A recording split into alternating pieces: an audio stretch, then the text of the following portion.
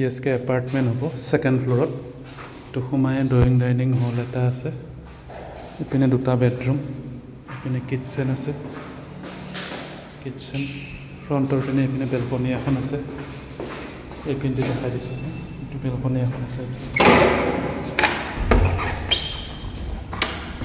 balcony এখন আছে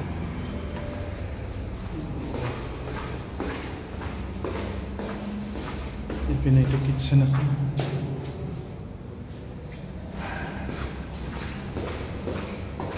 ভিতৰত দুটা বেডৰুম আছে দুই চাইডে এটা বেডৰুম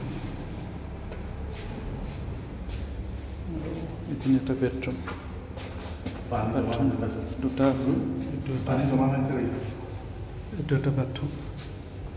আৰু ইপিনে বেডৰুমৰ লগত এটা বাথৰুম এটেচ আছে